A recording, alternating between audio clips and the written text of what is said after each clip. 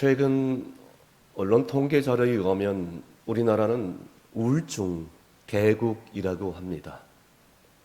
작년에 국민건강보험관리공단에서 조사한 통계 자료에 의하면 우울증 환자가 최근 100만 명 이상 늘었다고 합니다.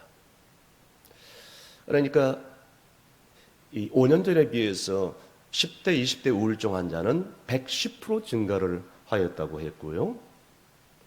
40, 50대 이 공황장애로 치료를 받은 사람들은 약 20만 명 이상의 사람이 있었다고 자료에 통계에 나와 있습니다. 고향에 가보니까 제 친구 하나도 이런 공황장애에 시달리고 있는 소식을 제가 들었을 때 참 마음이 아팠습니다. 우리나라의 어린이들, 청소년들의 행복지수가 OECD 국가 중에서 제일 최아래라고 합니다. 학자금과 취업난과 결혼난에 허덕이는 청년층의 우울증, 경제난과 자녀들을 이 뒤에서 보조해 줘야 되는 그런 부담을 가지고 있는 중년층들의 우울증, 고독과 생활고와 질병으로 시달리는 노년층들의 우울증, 통계에 잡을 수 없을 정도로 엄청나다고 합니다. 가정 안에 한 명의 환자가 있으면 가족 전체가 아플 수밖에 없습니다. 자, 그런데 우리가 알아야 될 것이 있습니다. 최근에 경제난과 모든 국가 정세와 불안하고 우울한 그런 삶을 살아가고 있지만 대부분이 국민들이 견뎌내기 힘든 고통이 분명하지만, 고통스럽지만, 어렵지만 이것은 어디까지나 상대적인 그런 고통이라고 생각합니다. 상대적인 고통이 뭐냐?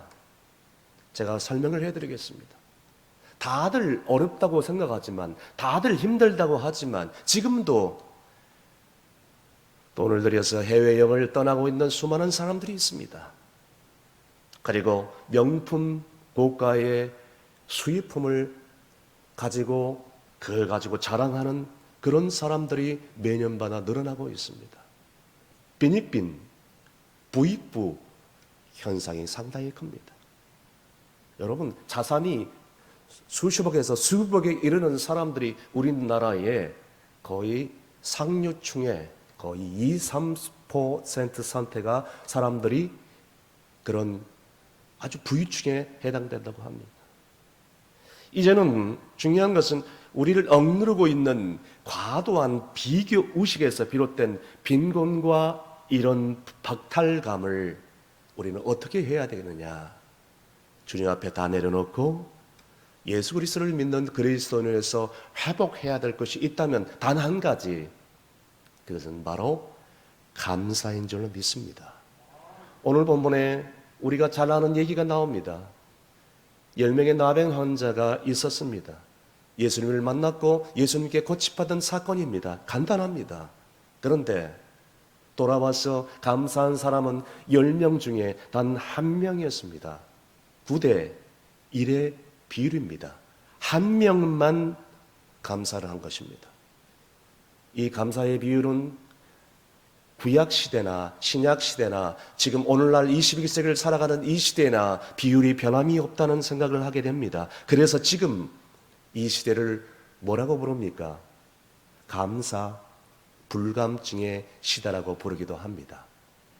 감사에 대한 마음이 없어요. 왜 그럴까요? 그 이유는 단 한 가지죠. 내 주변에 있는 사람들하고 늘 비교하기 때문입니다. 방글라데시의 그 같은 후진국에 있는 사람들, 그런 사람들에 비해서 행복지수가 가장 낮은 이유가 뭡니까? 바로 이것 때문이죠. 비교의식. 여러분, 정말 힘들고 어려운 인생을 살아가지만 우리의 행복지수가 예수 그리스도로 말미암아 낮은 것이 아니라 우리의 행복지수, 만족지수가 높아지기를 간절히 바랍니다. 오늘 본문에 예수님께서 예루살렘을 들어가시다가 어느 한 마을에 들어가게 됩니다. 그 마을에 들어가자마자 나병 환자들이 이제 그 예수님을 보자마자 큰 소리로 부르짖습니다. 자, 이들이 주님을 향하여 부르짖는데 부르짖을 수밖에 없었던 이유가 뭘까요? 첫 번째는 자신의 처지를 알고 있었기 때문입니다. 오늘 본문 12절 말씀 다 함께 읽습니다. 한 마을에 들어가시니 나병 환자 10명이 예수를 만나 멀리 서서, 여러분, 그들이 예수님을 향하여 만나자마자 부를 수밖에 없었던 첫 번째 이유는 뭔가요? 자기 자신의 처한 상황을 누구보다도 잘 알고 있었기 때문입니다. 우리가 잘 알다시피 이 나병, 옛말로 문둥병, 요즘 말로 한센병, 나병은 구약시대나 정말 신약시대나 정말 인간으로서 권리를 다 박탈당할 수밖에 없었던 저주스러운 병입니다. 그러니까 이 나병이 발견되면 집에서 머무를 수가 없습니다. 가족을 떠나야만 합니다. 마을에 머무를 수가 없습니다. 사회에 격리될 수밖에 없었습니다. 그래서 외진 곳을 가거나 산에 가거나 저기 전라도 소록도 같은 섬에 들어가야, 그래서 홀로 생활할 수밖에 없었습니다. 그러다가 어쩌다가 사람을 만나게 되면 율법에 의하면 그들은 스스로 소리쳐야 됩니다. 내가 나병 환자입니다. 나는 부정한 사람입니다. 크게 외쳐야 됩니다. 그래서 사람들이 내게 가까워오는 것을 스스로 예방을 해줘야 됩니다. 그러니 여러분, 얼마나 인간 이하의 삶을 살 수밖에 없었을까요? 육체적으로나 정신적으로나 영적으로나 사회적으로나 너무나 비참한 인간 이하의 삶을 살 수밖에 없었습니다. 제가 저번에도 말씀드린 것처럼 전라도 소록도에 가보니까 코도 뭉개져 있고 눈도 하나도 없고 입술도 삐뚤어져 있고 손도 없고 제대로 볼 수도 없고 검정 선글라스를 끼는 사람들이 대다수고, 이런 사람들, 그런데 이런 나병 환자들의 신세가 너무너무 저주스럽고 너무너무 비참할 수밖에 없었던 것이죠. 여러분, 그렇습니다. 우리도 예수 그리스도를 알기 전에 죄로 오염되는 순간부터 우리는 격리될 수밖에 없었어요.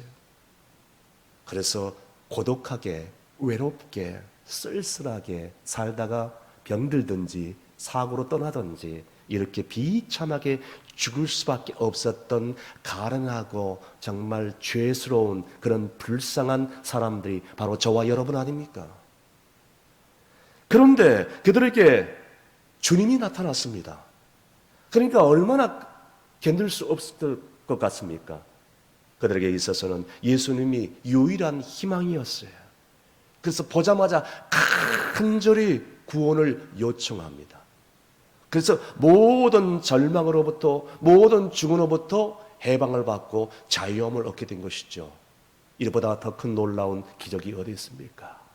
이것보다 놀라운 축복이 어디 있겠습니까? 그런데 문제는 이겁니다. 인간은 이런 놀라운 하나님의 은혜를 받고서 그것을 죽을 때까지 평생 잊지 말아야 되는데 그것을 쉽게 잃어버린 것이죠. 망각하는 존재라는 것입니다. 지난날 우리는 어떻습니까? 죄악으로부터 우리 주님으로 말미암아 깨끗하게 씻김받고 구원을 받았고 캄캄한 어둠 가운데서 정말 비참하게 불행하게 살아갈 수밖에 없었으나 주님께서 우리를 구원해 주시지 않았습니까? 그런데 그것을 시간의 흐름에 따라 점점 잊어버리고 살아갈 때가 얼마나 많이 있었습니까? 영국이라는 나라에 아주 큰 억만장자의 부자가 있었습니다. 그 부자는 어마어마한 대저택을 소유했었고 수영장이 2-3개 가지고 있는 그런 큰 부자였습니다. 이 부자에게는 외동딸이 있었습니다. 이 부자는 외동딸을 결혼시키기 위해서 이렇게 광고를 했습니다. 우리 집에 풀장이 있는데 풀장을 저 끝에서 여기까지 헤엄쳐 나온 사람은 내 딸, 내 부동산의 절반, 그리고 100파운드, 하나로 20억에 해당되는 돈을 상금으로 주겠다 광고를 했습니다. 그러니까 전국에서 청년들이 몰려오기 시작했습니다. 그런데 그 수영장에 가본 사람들이 깜짝 놀랄 수밖에 없었습니다. 수영장을 쳐다보던 순간 그 안에는 아주 살벌한 악어들이 득실득실 있었던 것입니다.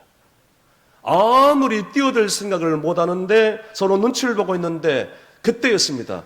저쪽 수영장 끝에 있는 청년 하나가 첨벙하고 뛰어듭니다. 사람들이 길박수를 보내며 환호성을 지릅니다. 청년의 용기에 감탄을 한 것이죠. 그런데 그 청년이 허겁지겁 그냥 힘들어서 놀라서 헤엄쳐 풀장을 겨우겨우 건너와서 사람들에게 이렇게 얘기를 했다고 합니다. 어떤 놈이 뒤에서 밀었어. 여기서 웃어야 되는데 웃지를 못하시는군요. 어떤 놈이 뒤에서 밀었어. 그냥 살아서 감사해야 되는데 감사하다는 말 한마디만 하면 그것으로 되는데 어떤 놈이 뒤에서 밀었냐고 불평하는 것입니다. 여러분, 우리 인간은 이렇게 정말 약한 존재입니다. 아니, 인간 자체는 죄인입니다. 그래서 영원히 멸망받고 죄악의 구렁텅이에 빠져서 지옥 형벌을 면할 수 없었던 그런 죄인 중에 죄인이었습니다. 그런데 하나님의 아들 예수 그리스도께서 이 땅에 오셔서 십자가의 피를 흘려주심으로 인해서 우리가 이제는 우리의 모든 죄를 용서함 받고 하나님께 나갈 수 있는 길을 우리 주님이 열어주신 줄로 믿습니다. 여러분, 이보다 더 큰 축복이 어디 있겠습니까? 그래서 로마서 5장 8절에는 이렇게 말씀을 하고 있습니다. 다 함께 읽습니다. 우리가 아직 죄인 되었을 때에 그리스도께서 우리를 위하여 죽으심으로 하나님께서 우리에 대한 자기의 사랑을 확증하셨느니라. 아멘. 그렇습니다. 하나님은 하나밖에 없는 아들을 우리를 위하여 주셨고 우리의 죄악과 병을 고쳐 주셨습니다. 예수 그리스도를 믿음으로 말미암아 우리가 이제는 우리의 죄를 용서해 주시고 구원해 주신 그 은혜에 감사할 수 있기를 바랍니다. 이렇게 자기 자신이 어떤 사람인지를 깨닫고 자기의 정체성을 깨닫는 사람만이 진정한 감사를 할 수 있음을 믿으시길 바랍니다. 계속해서 그들이 예수님을 향해서 부르줄 수밖에 없었던 이유가 무엇일까요? 예수님만이 그들의 마지막 소망이었기 때문입니다. 계속해서 본문 13절 말씀 다 함께 읽습니다. 소리를 높이 이르되 예수 선생님이여 우리를 불쌍히 여기소서 하거늘. 아멘. 마을에 들어서자마자 나병 환자들이 예수님을 보자마자 벌떡 일어서서 소리를 지릅니다. 그러면서 하는 말이 재미있습니다. 예수 선생님이여 나를 고쳐 주옵소서라고 얘기하지 않고 불쌍히 여겨달라고 얘기를 합니다. 자, 그들은 어느 날 소문을 들었던 것 같습니다. 자기와 비슷한 병을 고치셨던 주님에 대한 소문을 익히 알았어요.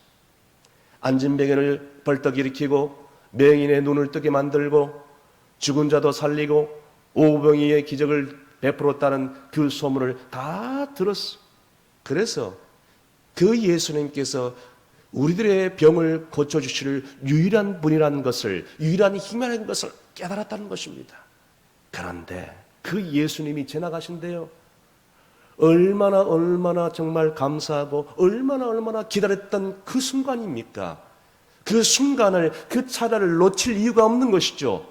그래서 얼마나 간절히 부르짖겠어요. 예수 선생님이여 우리를 불쌍히 여주옵소서. 한두 번 외쳤겠습니까? 이 외침이, 이 간절한 부르짖음이 그냥 지나칠 수 있었던 예수님의 발걸음을 멈추게 했었고, 예수님을 만났고 예수님이 그들을 만져 그들에게 말씀하셨고, 그리고 예수님을 만나서 고침받은 기적의 일들이 일어납니다. 저는 이것을 이렇게 정의하고 싶어요. 부르짖음의 은혜다. 따라하겠습니다. 부르짖음의 은혜. 더 크게 따라하시겠습니다. 부르짖음의 은혜. 더 크게 따라가십니다. 주여, 나를 불쌍히 여겨 주옵소서. 더 크게, 주여, 나를 불쌍히 여겨 주옵소서. 여러분, 이것이 은혜라고 생각합니다. 아멘. 그런데 이 나병 환자들은 그렇게 절절하게, 그렇게 간절히 부르짖는데, 오늘날 인생을 살아가는 수많은 사람들이 예수님께 나와서 간절히 부르짖지 않습니다. 갈급함이 없습니다. 세상 사람들처럼 세상 일로 잊어버리려고 노력합니다. 술 취함으로 세상 놀이로 달려보려고 노력합니다. 그런데 그것은 잠시 잠깐일 뿐, 영원히 우리의 인생의 근본적인 문제를 해결할 수 없습니다. 그런데 인생이 힘들고 어려울 때 얼마나 세상 사람들처럼 우상 앞에 가서 부르짖습니까? 나무 앞에 물 떠놓고 부르짖고, 태양 앞에 복 달라고 손을 빌고, 영한 무당 점쟁이 앞에서 복 달라고 복채 내놓고, 그리고 또 나가서 돌부처 앞에서, 심지어는 명절 때면 죽은 조상 묘 앞에서 복을 달라고 하니, 참 얼마나 가련하고 얼마나 정말 불쌍한 인생입니까? 사랑하는 성도 여러분, 우리는 어떤 환난과 고난과 시련 중에서도 이렇게 부르짖어야 될 줄로 믿습니다. 주여, 나를 불쌍히 주옵소서. 불쌍히 주옵소서. 여러분, 이렇게 부르짖을 수만 있다면 그 부르짖음의 은혜를 아는 사람입니다. 이 부르짖음의 은혜를 아는 사람은요, 그 사람은, 저는 그렇게 생각합니다, 그 사람은 인생의 실패가 아니에요. 그 사람의 약함이 아니에요. 그 사람의 좌절이 아닙니다. 그 사람의 절망이 아닙니다. 왠지 아십니까? 그 사람의 실패와 약함과 절망을 통해서 하나님의 그 은혜와 하나님의 사랑을 알 수 있고 체험할 수 있기 때문입니다. 할렐루야. 그래서 에레미야 33장 3절에 우리 주님이 이렇게 말씀하고 있습니다. 다 함께 읽습니다. 너는 내게 부르짖으라. 내가 내게 응답하겠고 내가 알지 못하는 크고 은밀한 일들을 내게 보리라. 아멘. 사랑하는 성도 여러분, 부르짖기를 축원합니다. 부르짖기를 축원합니다. 이 자체가 저는 은혜라고 믿습니다. 마지막으로 이들이 부르짖었던 이유는 주님께 감사하는 자가 구원받기 때문이라는 것을 알았기 때문입니다. 오늘 본문 19절 말씀 다 함께 읽습니다. 그에게 이르시되 일어나 가라. 내 믿음이 너를 구원하였느니라 하시더라. 아멘. 예수님께서 부르짖는 나병 환자들에게 뭐라고 얘기합니까? 제사장들에게 가서 너희 몸을 보이라 라고 얘기합니다. 아니, 직접 예수님께서 안수기도하며 치유해 줬으면 좋았을 텐데 왜 이런 특별한 퍼포먼스, 행동을 하라고 얘기할까요? 그저 순종하는 마음으로 제사장에게 가는 도중에, 제사장을 만나러 가는 도중에 이 나병 환자들이 그 자리에서 병고침을 받은 것입니다. 얼마나 기적적인 일입니까? 그런데 이렇게 놀라운 은혜와 기적을 체험했을 때 하나님께 영광을 돌리고 다시 돌아와 주님께 감사해야 되는데 이 10명 중 한 사람, 즉 이방인 사마리아 사람만 돌아와 있습니다. 나머지는 돌아오지 않았습니다. 그럼 나머지는 어떤 사람입니까? 나머지 9은 유대인이었다는 것을 알 수가 있습니다. 이 나머지 아홉이 유대인이라는 것을 증거할 수 있는 말씀은 바로 18절 말씀에 나와 있는데요. 이 이방인 외에는 하나님께 영광 돌리러 돌아온 자가 없느냐? 주님이 묻습니다. 없느냐? 또 묻습니다. 두 번이나 묻습니다. 왜 네밖에 없느냐? 묻습니다. 그렇게 하나님을 잘 믿고 그렇게 하나님의 율법을 따른다고 자처하는 이 유대인들, 자기들은 선민이고 택한 백성이기 때문에 당연히 구원을 받는다는, 구원을 보장받는다는 헛된 믿음을 가지고 있었기 때문입니다. 그것을 우리는 착각이라고 얘기합니다. 그런데 그 은혜를 이 이방 사마리아 사람에게 우리 주님이 그 구원의 은혜를 돌려버리고 만 것입니다. 예수님께서 계속 묻습니다. 그 아홉은 어디 있느냐? 그 아홉은 어디 있느냐? 두 번씩이나 되물어 봅니다. 10명은 고침 받았는데 한 명만 돌아와서 자기 앞에 엎드려 감사하다고 얘기하니 아마 주님께서는 어떻게 생각하시겠습니까? 주님이 이 엎드려 있는 한 명의 사마리아 사람들을 바라보면서 이렇게 얘기합니다. 일어나라. 내 믿음이 너를 구원하였느니라. 저는 이 말씀을 깊이 묵상하면서 한 가지 의문점이 생겼습니다. 이게 문맥이 맞는가? 여러분 한번 생각해 보십시오. 이렇게 예수님께서 말해야 더 정확하지 않습니까? 너의 감사가 너를 구원하였느니라. 만약에 국어 공부를 조금만 공부했다면 이것이 문맥상 맞는 것입니다. 그런데 주님은 그렇게 말씀하지 않았습니다. 그가 돌아와서 하는 이 감사하는 엎드려 있는 모습을 보시고 주님이 뭐라고 합니까? 일어나라. 가라. 내 믿음이 너를 구원하였느니라. 할렐루야. 내 믿음이 너를 구원하였느니라. 무슨 뜻입니까? 감사와 믿음을 우리 주님 입장에서는 똑같다라고 생각했다는 것입니다. 다시 쉽게 말씀드려서 믿음이 있는 사람은 감사가 있는 사람입니다. 감사가 있는 사람은 믿음이 있는 사람입니다. 그러니까 감사는 믿음의 척도인 줄로 믿으시길 바랍니다. 예전에 동상이몽이라는 SBS 인기 TV 프로그램이 있었습니다. 나 혼자 살아가는 것이 편하고 또 타인과의 관계가 어려운 이 시대에 연예인 부부들을 초청해서 정말 혼자 살아가는 것보다 둘이 살아가는 것이 인생의 가치 있고 소중한 것을 일깨워주기 위한 아주 좋은 프로그램이라고 생각합니다. 그때 출연했던 부부가 있습니다. 우리가 잘 알고 있는 최수종, 하이라 집사 부부였습니다. 결혼 25주년을 기념해서 저기 라오스에 여행을 가서 최수종 집사가 이벤트로 자기가 직접 쓴 친필로 쓴 편지를 아내 하이라 집사에게 읽어주자 이 MC를 보고 있던 김구라나 서장훈 MC들이 눈물이 떨어지며 다 눈수를 뜨겁게 하는 것입니다. 저렇게 살았어야 되는데.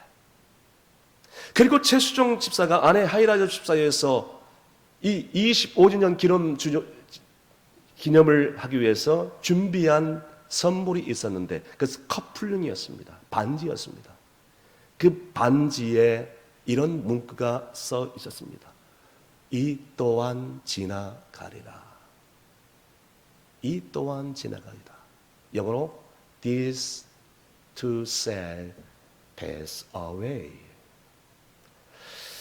구약 성경에 나오는 인물들에 대해서 전해내놓은 내력 이야기를 담고 있는 유대인들만 보고 있는 주석 성경 속에 나오어 있는 마드라리스라는 그런 그 안에 들어가 있는 아주 재미있고 흥미진진한 얘기가 있습니다. 어느 날 큰 전쟁에서 다윗 왕이 전쟁에서 승리를 하고 돌아와서 그 승리의 기쁨을 오래오래 간직하고 싶어서 이 반지를 만드는 쇠고기를 불러 반지를 만들도록 명령을 합니다. 반지를 만들어야 되겠다. 그리고 부릅니다. 그 나라에서 아주 장인인 세공인을 부른 것입니다. 보석 세공인. 그리고 다윗은 다음과 같이 명령합니다. 여봐라, 반지를 만들되 과거에 내가 큰 승리를 거두어 기쁨을 억제하지 못할 때 그것을 조절할 수 있는 글귀를 새겨놔야 된다. 또한 반면에 내가 쉼이 좌절 가운데 빠질 때 그 글귀를 보고 용기를 낼 수 있어야 된다. 그 문구를 그 반지에 꼭 새겨 넣어라. 예, 알겠습니다. 보석 세공인은 왕의 명령에 따라서 멋진 반지를 제작을 했습니다. 그런데 이 반지를 만들고 나서 고민이 생깁니다. 그 안에 들어갈 적당한 문구가 생각나지 않는 것입니다. 그때 다윗 왕의 아들 솔로몬 왕자에게 찾아가서 인사를 하면서 엎드립니다.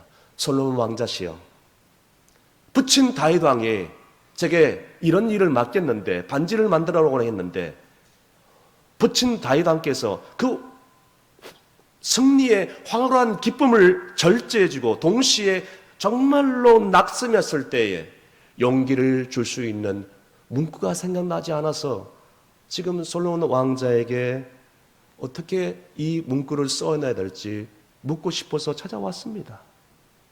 그때 솔로몬 왕자가 이렇게 대답을 했다고 합니다. 반지에 이 문구를 적어 넣으라. 무슨 문구요? 이 또한 지나가리라. 이 또한 지나가리라. 영어로 this too shall pass away. 왕이 승리의 순간에 이것을 보면 흥분이 가라앉히고 교만함과 자만함이 가라앉을 것이고, 왕이 좌절과 낙심 가운데 있을 때 이 문구를 보면 정말 이내 표정이 밝아질 것입니다. 그리고 그 반지에 그 문구를 새겨서 그 보석 세공인은 다윗 왕에게 선물을 했던 것입니다. 사랑하는 성도 여러분, 최종 하루이라 부부를 여러분 잘 아실 것입니다. 타인이 잘 인정할 정도로 인고 부부로 소문이 나 있습니다. 부족한 것이 없을 정도로 아주 화려하고, 그걸 살아가면서 자만할 만큼 기쁜 일이 얼마나 많이 있었겠습니까? 인기 연예대상을 몇 번이나 거머쥘 정도로 인기도 많았었고, 다른 사람들이 정말 부부 사이가 좋다고 해서 부러워할 정도로 그렇게 살았을 것입니다. 또한 반면에 힘들게 살았을 것이겠지요. 우리가 알다시피 하이라 집사는 3번 이상 유산을 겪을 정도로 아이를 갖지 못했을 때, 그때 두 사람이 그 어려운 시간을 보내면서 서로 의지하며 서로 힘이 되고 서로를 이렇게 토닥이면서 이런 말을 주고받았을 것입니다. 그 반지를 보면서, 여보, 이 또한 지나갈 거예요. 할렐루야. 여보, 이 또한 지나갈 거예요. 조금만 참읍시다. 사랑하는 성도 여러분, 이처럼 모든 것은 다 순간 다 물거품처럼 사라지고 말 것입니다. 우리의 가지고 있는 물질, 우리의 명예, 우리의 지위, 우리가 가지고 있는 소유물, 우리가 사랑했던 그것, 어느 한순간에 다 스쳐 지나갈 뿐입니다. 자, 그것을 알 때 우리에는 성공할 때나 실패하는 순간 때, 오늘 이렇게 우리는 자기 자신에게 고백할 수 있어야 됩니다. 사랑하는 자야, 이 또한 지나가지 않겠느냐. 겸손해라. 사랑하는 자야, 왜 낙심하느냐. 이 또한 지나가지 않겠느냐. 용기를 내고 담대하라.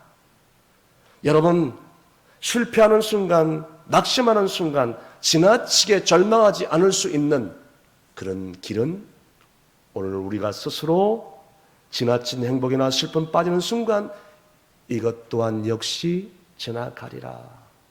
이런 고백을 순간순간 할 수 있다면 우리는 두려움과 불안한 마음과 우울한 상황 가운데도 아주 쉽게 마음의 평안과 안정을 되찾을 수 있고, 그까짓 우울증, 무기력증, 공황장애, 대인관계 기피증, 내가 가지고 있는 모든 정신적인, 정서적인, 육체적인 질병들을 다 십자가 앞에 훌훌 털어버리고 다시 일어나게 될 줄로 믿으시길 바랍니다.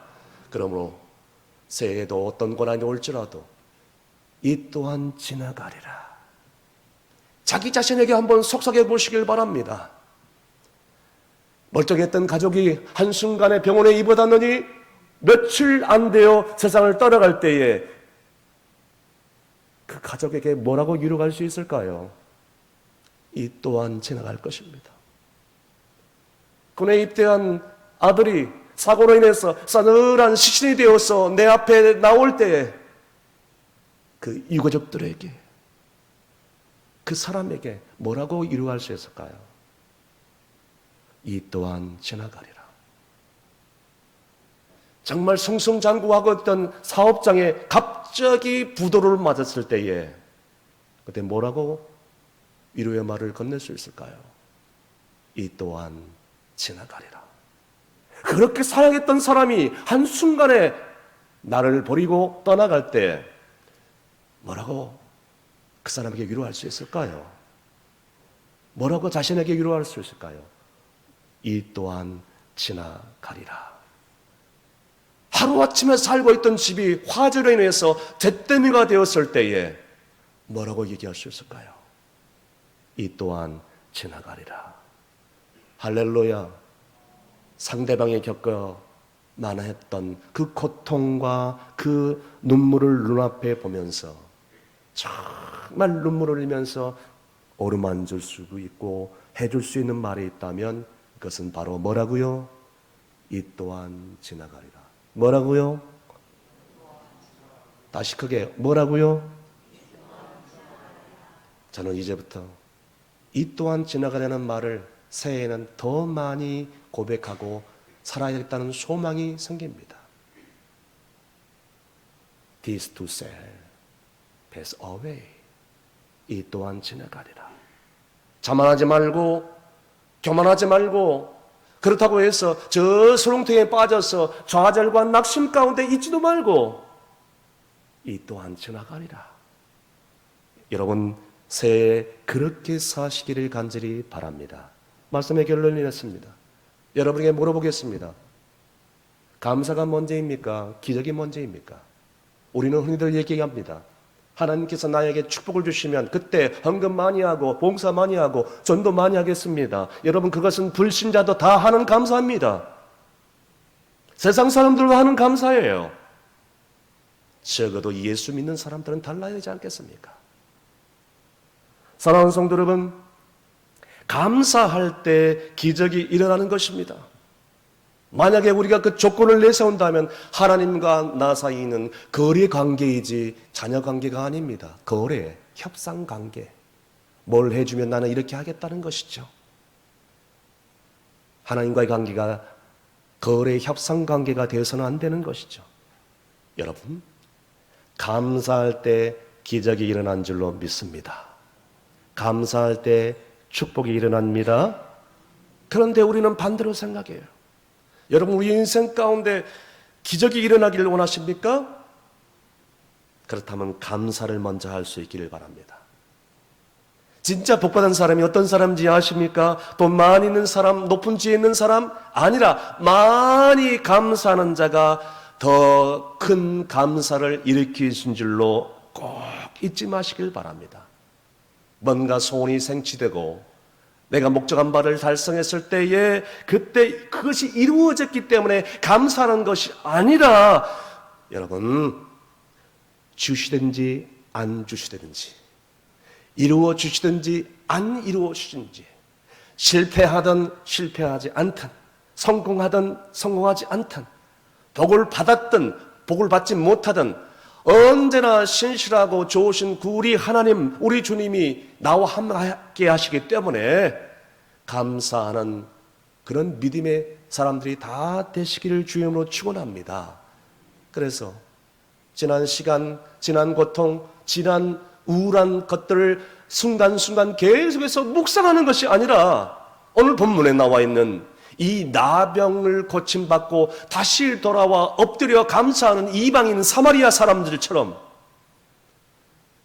그 한 사람처럼 오늘 하루하루를, 새해에도 자기 자신의 어떤 사람가를 진정으로 주님 앞에 깨닫고 정말로 하루하루 감사하며 사랑하며 사시는 여러분이 되시기를 간절히 축원합니다.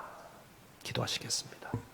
감사하신 하나님 아버지, 주님께서 우리에게 넘치는 복을 날마다 순간마다 허락하시는데 저희들은 그것이 얼마나 큰 감사의 조건인지를 깨닫지 못하고 그저 내 목적만을 이루기 위해서, 내 소원 성취만을 위해서 주님을 이용하며 신앙생활을 하지 않았습니까? 이 또한 지나가려는 믿음을 갖지 못하고 사람과 하나님께 감사하지 못하며 오히려 원망하고 불평하면서 그동안 바쁘게 살아온다는 핑계를 들고 그동안 힘들다는 핑계를 대면서 감사를 잃어버리고 살지 않았습니까? 주여 용서해 주옵소서. 주여 불쌍해 주옵소서. 이제는 감사가 축복의 통로인 것을 깨달았사오니 기적이 먼저가 아니라 감사가 먼저인 것을 깨닫게 하여 주옵소서. 나 한 사람으로 말미암아 우리 가정이 감사의 가정이 되기를 원합니다. 나 한 사람에 의해서 우리 교회가 감사의 공동체가 되게 하여 주옵소서. 나 한 사람에 의해서 우리 사회가 희망의 공동체로 꽃피기를 간절히 소망하며 예수님의 이름으로 기도합나이다. 아멘.